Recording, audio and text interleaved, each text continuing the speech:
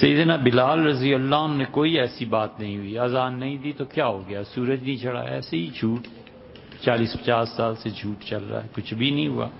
سیدنا بلال رضی اللہ عنہ، حضور صلی اللہ علیہ وسلم کی عادت یہ تھی کہ رات کے آخری حصے میں اگر قافلہ کہیں رکتا تھا تو آپ کوہنی زمین پہ ٹیک کے اور سر کو ایسے رکھ کے لیٹے رہتے تھے، سوتے تھے، اونگ آ جاتی تھی تاکہ فجر کی نماز کا وقت نہ کہیں چلا جائے، فجر پڑھ کے پھر اس کے بعد چلنا ہوتا تھا یا سونا ہوتا۔ تو اس رات میں رسول اللہ صلی اللہ علیہ وسلم آیا، کوئی ہے جو ہمیں فجر کی ضمانت دے کے اٹھا دے گا تو پھر میں سو جاؤں۔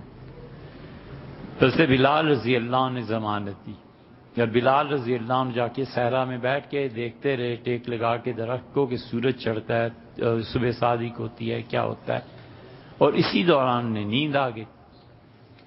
سورج چڑھا اور ریت تپی تو سب سے پہلے عمر رضی اللہ عنہ کی آنکھ کھلی تو وہ اٹھ بیٹھے اور ان کا اللہ اکبر، اور تب یہ کہ کتنا بڑا حادثہ، فجر کی نماز۔ تو جو ان کی آواز سے اٹھے تھے انہوں نے روکا، ان کو عمر چپ ہو جاؤ، حضور صلی اللہ علیہ وسلم سو رہے ہیں۔ پھر نبی کریم صلی اللہ علیہ وسلم اٹھ گئے، تو پھر آپ نے فرمایا کہ اس وادی میں شیطان کے اثرات ہیں، یہ جگہ اللہ کو غافل کر دینے والی ہے، آگے چلو۔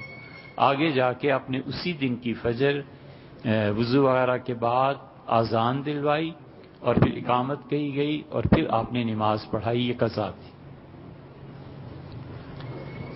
حضرت بلال رضی اللہ عنہ کو طلب فرمایا اور فرمایا تم نے یہ کیا کیا بلال؟ کہ اللہ کے رسول جس پروردگار نے آپ پہ نیند طاری کر دی اس نے مجھے بھی نیند دے دی۔ تو حضور صلی اللہ علیہ وسلم خاموش ہو گئے اس پہ۔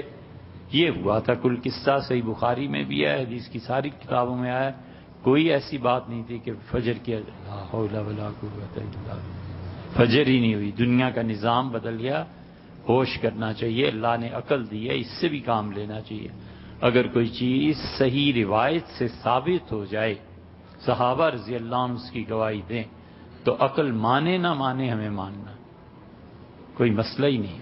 اور کوئی صحیح روایت ثابت ہی نہ ہو، کسی نے کچھ کہا ہی نہ ہو، خام خواہ فضول بات ہے۔